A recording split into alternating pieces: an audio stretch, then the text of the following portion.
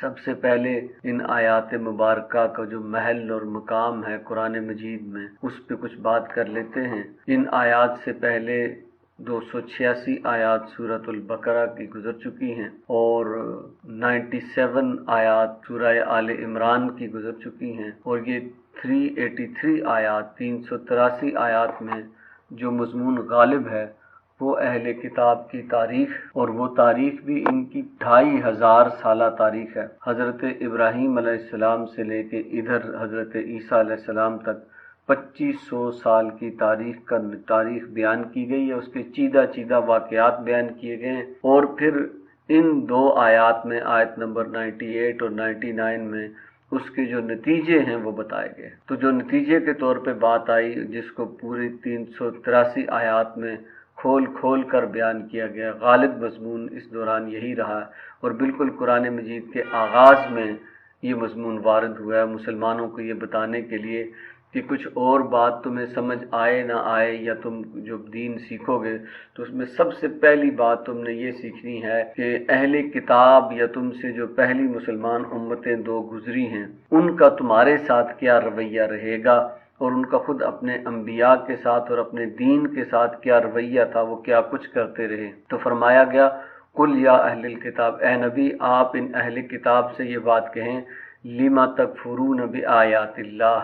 کہ تم اللہ کی آیات کا کفر کیوں کرتے رہے، واللہ شہید علی ما تعملون، اور اللہ گواہ ہے، خود گواہ اس پر جو کچھ کہ تم کرتے ہو۔ یعنی وہ جو 2500 سالہ تاریخ ہے، ان میں جو سب سے پہلا سوال جو آپ صلی اللہ علیہ وسلم سے پوچھوایا گیا وہ یہ ہے کہ ان لوگوں کا وتیرہ اور ان کا طریقہ کار یہ رہا ہے کہ یہ ہمیشہ اللہ کی آیات کا کفر کرتے رہے۔ اللہ کی بہت سی آیات امتوں کے پاس آتی ہیں، ان کے پاس بھی آئی ہیں۔ ایک تو جنرل طور پہ آیات آفاقی اور آیات انفسی ہیں کہ جن کو دیکھنے کے لیے، سننے کے لیے، سمجھنے کے لیے، ان کے اندر سے نتیجہ نکالنے کے لیے اللہ تعالیٰ نے 5 چیزیں انسان کو ودیت کی ہوئی ہیں، اس کا سمیع ہونا، اس کا بصیر ہونا، اس کا عقل والا ہونا، پھر اس کے دل میں اس چیز کا الہام کر دیا جانا کہ نیکی اور بدی کی پہچان، اور 5ویں بات یہ کہ اپنی روح میں سے اللہ نے پھونکا ہوا ہے، جو اس روح میں اللہ کے ساتھ رابطہ اور اللہ کے ساتھ مسلسل محبت ہے۔ ان 5 چیزوں کو استعمال کر کے انسان کے ارد گرد جتنی بھی اللہ کی نشانیاں ہیں، خواہ وہ آفاق میں، خواہ وہ انفس میں ہیں، ان ساری کی ساری سے وہ نتیجہ نکال کے اللہ تک پہنچ سکتا ہے۔ لیکن ان ظالموں نے، ان کی 2500 سالہ تاریخ نے یہ بتایا کہ بالکل انہوں نے، ان کا جو غالب اکثریت کا معاملہ رہا وہ یہ ہے کہ انہوں نے ان آیات کا کفر کیا۔ پھر انبیاء علیہ السلام، ان کے اس دوران جو انبیاء آئے 2000 انبیاء ان میں اللہ تعالیٰ نے بھیجے، مبعوث کیے، اور ہمارے ہاں تو یہ معاملہ ہے کہ ہماری دعوت و تبلیغ کا کام، سمجھانے کا کام اور شریعت کو بیان کرنے کے کام علماء کرتے ہیں، اور علماء کا معاملہ یہ ہے کہ وہ معصوم عن الخطا بھی نہیں ہوتے، اور ان میں علماء سو بھی ہوتے ہیں، ان میں علماء حق بھی ہوتے ہیں، اور ان کا یہ بھی ہو سکتا ہے کہ وہ بات صحیح کریں، یا یہ بھی ہو سکتا ہے کہ ان کی بات میں کوئی غلطی ہو۔ لیکن یہ جو اہل کتاب ہیں، بنی اسرائیل ہیں، یہود اور عیسائی ہیں، ان کے ہاں تو یہ کام انبیاء کرتے رہے ہیں جو معصوم عن الخطا بھی تھے اور جن سے غلطی کا کوئی امکان بھی نہیں تھا، لیکن انہوں نے اپنے انبیاء کے ساتھ کیا کیا کہ ان کو جھٹلایا، اور یہاں تک کہ انبیاء کی بات نہ مانی، انبیاء کی دشمنی کی، انہوں نے انبیاء کو قتل کیا۔ جو اللہ کی آیات ہیں ان میں بہت سی چیزیں ہیں جو انبیاء معجزے لے کے آئے، حضرت عیسیٰ علیہ السلام کے معجزے، حضرت موسیٰ علیہ السلام کے معجزے، اتنے بڑے بڑے حصی معجزے نظر آنے والے، مانوی نہیں، حصی معجزے لے کے آئے، لیکن انہوں نے ان انبیاء کے ساتھ حضرت عیسیٰ کے پیچھے بھی پڑ گئے ان کو قتل کرنے کے لیے، حضرت موسیٰ کو بھی بہت تنگ کیا، حضرت یحییٰ کو تو انہوں نے قتل کر ہی دیا۔ تو قرآن مجید نے یہ جو پیچھے آیات آئی ہیں اس میں بتایا ہے کہ تم انبیاء کو قتل کرنے والی قوم ہو، تم کیوں انبیاء کو قتل کرتے رہے۔ پھر اس کے بعد ان کے پاس کتابیں آئیں، تورات آئی، انجیل آئی، زبور آئی، صحف ابراہیم آئے، اور اب ان کے پاس قرآن مجید آیا۔ انہوں نے بجائے اس کے کہ ان آیات کے مطابق، ان کتابوں کی جو اندر جو اللہ کی آیات ہیں، جو کلام اللہ ہے، اس کے مطابق وہ اپنے آپ کو بدلتے، انہوں نے ان کتابوں میں تحریف کرنے کی کوشش کی، ان کو بدلنے کی کوشش کی، ان کو عوام سے چھپانے کی کوشش کی، ان کتابوں کے ساتھ جھوٹ موٹ باتیں لگا کے کہا کہ یہ بھی ان کتابوں میں شامل ہیں۔ تو کفر کی جتنی بھی صورتیں ہیں وہ انبیاء کا کفر ہے، جتنی بھی آیات ہیں معجزوں کا کفر۔ حضرت صالح علیہ السلام سے اونٹنی کا معجزہ مانگا، جب انہوں نے پیش کر دیا تو پھر بھی اس کا انکار کر دیا۔ تو جتنے بھی معجزے کی صورت میں، انبیاء کی صورت میں، کتب کی صورت میں، آیات آفاقی کی صورت میں، آیات انفس کی صورت میں جتنی نشانیاں ان کو جو جب دی گئیں، ان کی اکثریت نے ان نشانیوں کو جھٹلایا اور ان کا کفر کیا۔ یہ ان کا وتیرہ رہا ہے، اور ان کی تاریخ 2500 سالہ تاریخ بیان کرنے کے بعد نبی اکرم صلی اللہ علیہ وسلم کو کہا گیا کہ یہ کام تم کیوں کرتے رہے، ان سے پوچھیے۔ ہمیں یہ تنبیہ ہے کہ یہ اللہ کی آیات کو کبھی نہیں مانیں گے، یہ محمد رسول اللہ صلی اللہ علیہ وسلم کی بھی ویسے دشمنی کریں گے، یہ قرآن مجید کی آیات کی بھی دشمنی کریں گے۔ یہ ان کا پرانا وتیرہ ہے۔ پہلا الزام یا پہلا نتیجہ ان 383 آیات کے بعد جو آیت نمبر سورہ آل عمران کی 98 نمبر آیت ہے، اس میں جو نکالا گیا وہ یہ ہے کہ ان کا کام، ان کا وتیرہ اللہ کی آیات کا، اللہ کی نشانیوں کا کفر کرنا۔ دوسری بات، قل یا اہل الکتاب لم تصدون عن سبیل اللہ، اے نبی آپ ان سے کہیے کہ تم کیوں اللہ کے راستے سے روکنے کا کام کرتے رہے۔ تصدون، خود بھی رکنا اور دوسروں کو بھی اللہ کے راستے سے روکنا۔ ان کے پاس نبی اکرم صلی اللہ علیہ وسلم جب یہ آیات مدینے میں نازل ہو رہی تھی تو آپ صلی اللہ علیہ وسلم کا پورا علم تورات اور انجیل میں موجود تھا۔ قرآن مجید یہ گواہی دیتا ہے کہ اس طرح سے محمد رسول اللہ صلی اللہ علیہ وسلم کو پہچانتے تھے کہ جیسے کہ یہ اپنے بیٹوں کو پہچانتے ہیں۔ آپ صلی اللہ علیہ وسلم کا بشرا، آپ کا حلیہ، آپ کی آنکھوں کا رنگ، آپ کے بالوں کا سٹائل ہوگا، وہ سارا کچھ تورات میں لکھا ہے۔ یہاں تک کہ نبی اکرم صلی اللہ علیہ وسلم کے بارے میں تو بہت تفصیل سے باتیں ہیں، آپ صلی اللہ علیہ وسلم کے جو خلفاء ہیں ان کی بھی ساری تفصیلات لکھی ہیں۔ حضرت عمر کی بات لیجیے، جب یروشلم فتح ہو رہا تھا تو ان کے علماء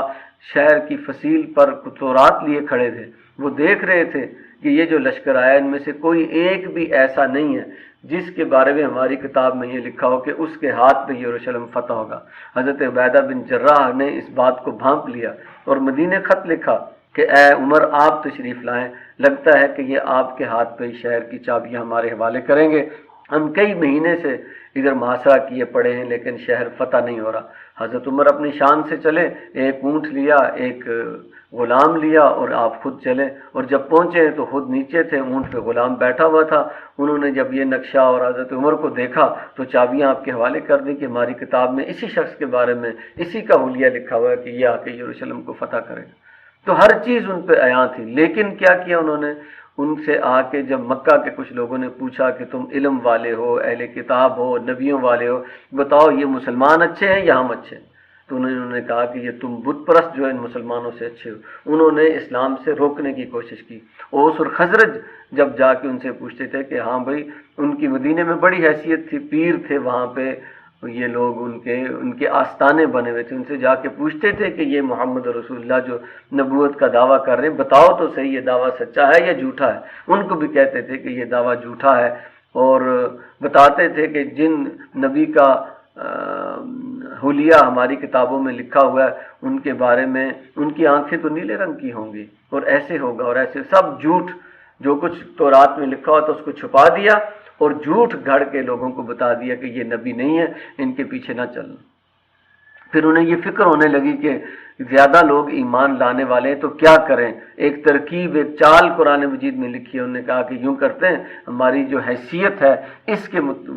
سے فائدہ اٹھانے کے لیے ہم ایک دن صبح کے وقت ایمان لے آتے ہیں، بڑے بڑے لوگ ہمارے، اور سارا دن محمد رسول اللہ صلی اللہ علیہ وسلم کے پاس گزارتے ہیں، اور شام کو ہم اٹھ کے کہیں گے جی، پھر مرتد ہو جاتے ہیں، پھر کہتے ہیں نہیں جی ہم نے قریب جا کے دیکھ لیا ان کے پاس کچھ بھی نہیں۔ اللہ کے راستے سے روکنے کی انہوں نے ہر ترکیب کی ہے، اور یہی ان کا حال جو ہے وہ اپنے دین کے ساتھ بھی رہا کہ لوگوں کو دین سے پھیر دینا، غلط باتیں بتانا، الٹے فتوے دینا، اور وہ بات بتانا، وہ اپنے ہاتھوں سے لکھنا، اور پھر ان کو لوگوں کو کہنا کہ یہ قرآن مجید میں یا یہ تورات میں لکھا ہوا ہے۔ اپنے ہاں جب یہ فتوے دیتے تھے تو کتاب کو پیٹھ پیچھے پھینک دیتے تھے اور لوگوں کو کسی اور راستے پہ لگا دیتے تھے۔ تو نبی اکرم صلی اللہ علیہ وسلم کو کہا گیا کہ دوسرا سوال ان سے پوچھیے، قل یا اہل الکتاب لم تصدون عن سبیل اللہ۔ تو یہ جو 383 آیتیں ان میں جو ان کی تاریخ بیانی، اس میں جو دوسرا بڑا ان کا نشان ہے کہ یہ اللہ کے راستے سے خود بھی رکیں گے اور دوسروں کو بھی روکیں گے، اللہ کے راستے پہ یہ نہیں چلیں گے۔ یعنی اے نبی صلی اللہ علیہ وسلم، آپ کے یہ مخالف ہی رہیں گے، ان میں سے بہت ہی شاذ ہی کوئی شخص آپ پہ ایمان لے آئے تو لے آئے، آپ ان سے زیادہ امید نہ رکھیے گا۔ اور اے مسلمانوں، تم بھی دیکھ لو کہ یہ ان لوگوں کا جو اصل جڑ نتیجہ ان کی ساری زندگی کا وہ یہ ہے۔ تیسری بات، من آمن تبغونہا عوجا، تو جو کوئی بھی تمہارے ان چالوں سے، ان جالوں سے بچ جائے، تم جو اللہ کی آیات کا کفر کرتے ہو اس سے بھی بچ جائے، جو تم اللہ کی راستے سے لوگوں کو روکتے ہو، جو بھی اس سے بچ کے آخر کار ایمان لے آئے، اب اس کے پیچھے تم ہاتھ دھو کے پڑ جاتے ہو، اس میں سے عیب تلاش کرتے ہو، اس میں سے ٹیڑھا پن تلاش کرتے ہو، اس میں کجی تلاش کرتے ہو۔ یہ وجہ تمہیں بالکل ایک آنکھ نہیں بھاتا وہ شخص کہ جو ایمان لے آئے، تو پھر وہ کیسے تمہیں ایک آنکھ بھائے گا کہ جو اس ایمان کے دائی اول ہیں، اس کی جڑ اور بنیاد ہے، یعنی کہ محمد رسول اللہ صلی اللہ علیہ وسلم۔ تم اپنے نبیوں کے بھی دشمن رہے، ان کو قتل کرتے رہے، اور انہوں نے مدینے میں نبی اکرم صلی اللہ علیہ وسلم کی بھی بھرپور دشمنی کی، آپ کو زہر دینے کی کوشش کی، آپ کو مارنے کی کوشش کی، اور کئی جگہ آپ بیٹھے ہوئے تھے تو وہاں پہ آپ کے اوپر پتھر گرا کے آپ کو مارنے کی کوشش کی، آپ پہ جادو کیا۔ اسی طرح جس طرح وہ نبی اکرم صلی اللہ علیہ وسلم کے دشمن ہیں، ان کے دشمن تو بدرجہ اتم ہیں، مسلمانوں کے دشمن ہیں۔ جو کوئی ایمان لے آیا، من آمنا تبغونہا عوجا، کبھی راضی نہیں ہوں گے کسی بھی شخص کے ساتھ ایمان جب تک اس میں ہے۔ تو ان کی جو ٹاپ پرائرٹی ہے، جو اصل جڑ بنیاد ہے، وہ یہ ہے کہ تم اپنا ایمان چھوڑو گے تو ہمارے ساتھ دوستی ہوگی۔ ایمان کے ساتھ یہ کسی کی تعریف کرنے والے، دوستی کرنے والے نہیں ہیں، بلکہ اس میں سے ٹیڑھا پن، کجی تلاش کرنا، اس کی دشمنی تلاش کرنا۔ وَأَنْتُمْ شُهَدَاء، اور یہ کام تم کوئی بھولے پن میں، نہ جاننے کی وجہ سے، بے علمی کی وجہ سے، تقصیر سے نہیں کر رہے، جان بوجھ کر یہ کر رہے تو۔ وَمَا اللَّهُ بِغَافِلٍ عَمَّا تَعْمَلُونَ، تو اللہ تعالیٰ اس بات سے بالکل بھی غافل نہیں ہے کہ جو کچھ تم کر رہے ہو۔ اس میں تاریخی تفصیلات بھی ہیں کہ کس طرح انہوں نے اوس اور خزرج جو پہلے جنگ بواس 120 سال تک لڑتے رہے، اور پھر بعد میں نبی اکرم صلی اللہ علیہ وسلم کے آنے کے بعد باہم بھائی بن گئے، ان کو انہوں نے کیسے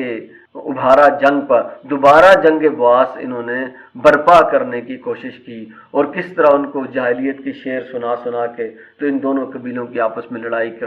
کرانے کی کوشش کی، یہاں تک کہ وہ لوگ قبیلے اسلام لانے کے بعد دوبارہ ان اشعار کی وجہ سے جنگ کرنے پہ تیار ہو گئے۔ یہ تو نبی اکرم صلی اللہ علیہ وسلم کی برکت تھی ان کے ہونے کی کہ آپ تشریف لائے اور انہیں اس بات سے روک دیا۔ یہ ان دو آیات میں یہ جو ان پہ ایلیگیشن لگائے گئے ہیں، 3 بڑے ایلیگیشن ہیں، بلکہ 4 کہہ لیں،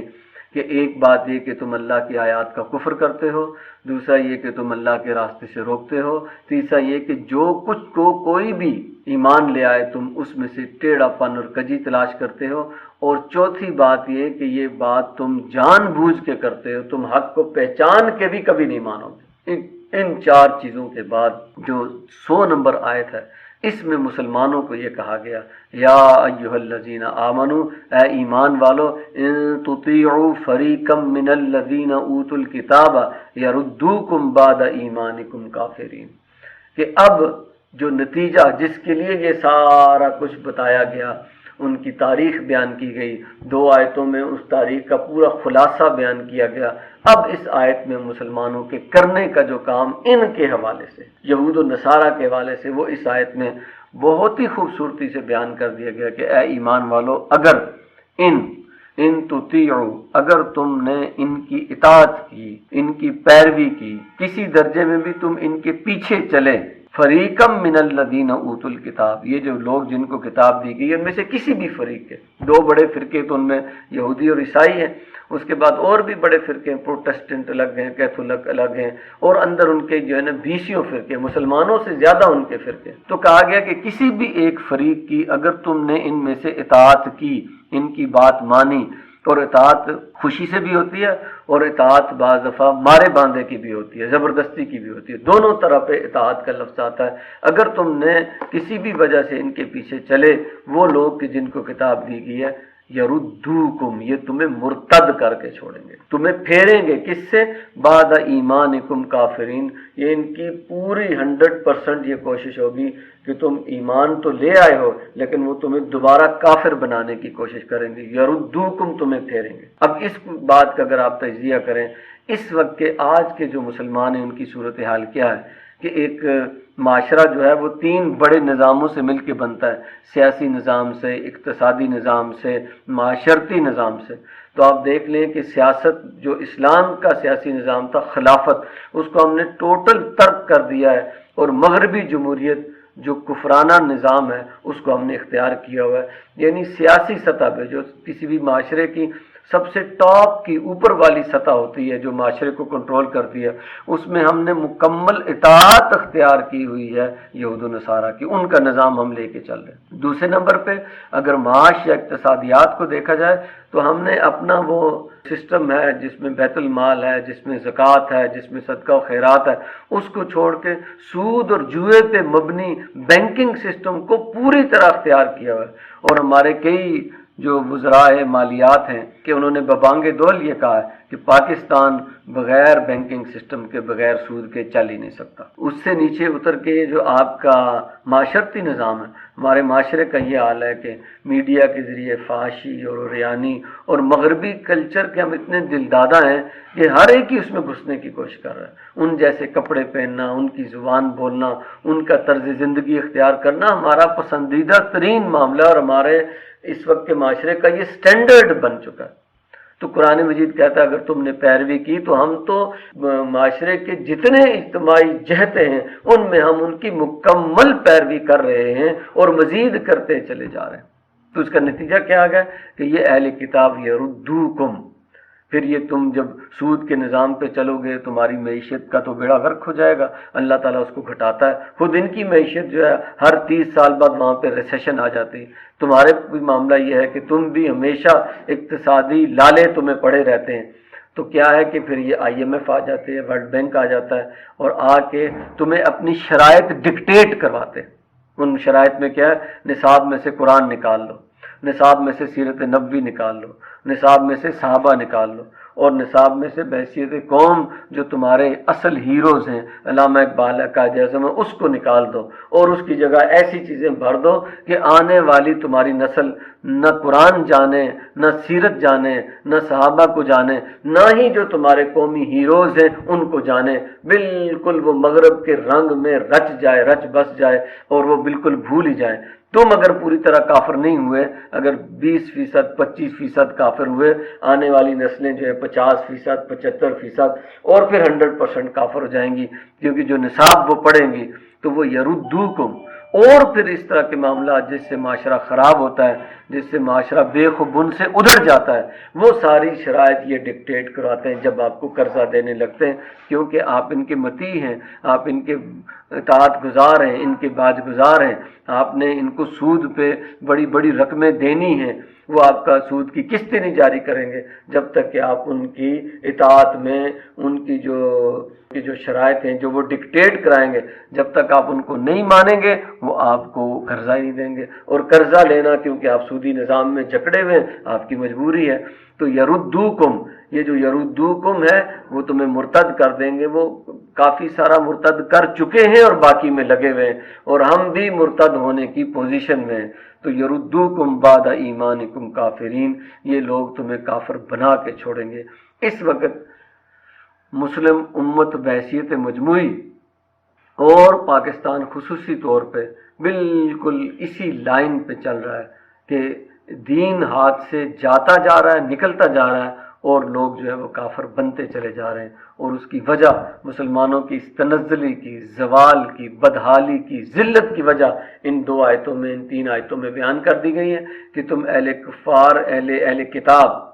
جو کفر بھی کرتے ہیں اللہ کے آیات کا، جو ہمیشہ اللہ کے راستے سے روکنے والے بھی ہیں، جو ہمیشہ ایمان والوں کی دشمنی کرنے والے ہیں، جان بوجھ کر تم ان کی اطاعت کرو گے تو یہ تمہیں مرتد کر کے، تمہاری ایمان کو ختم کر کے تمہیں کافر بنا کے چھوڑیں گے۔ یہ پروسیس اب بڑی تیزی سے جاری ہے اور ہم اس کا شکار ہو رہے ہیں۔ اللہ سے دعا ہے کہ وہ ہماری آنکھیں کھولیں، ہمیں قرآن مجید کی یہ آیات پڑھنے کی، ان کا صحیح مفہوم سمجھنے کی توفیق عطا فرمائے تاکہ ہم اپنا قبلہ جو ہے وہ درست کر سکیں۔ اقول قولی ھذا واستغفر اللہ لی ولکم ولسائر المسلمین والمسلمات، جزاک اللہ خیر۔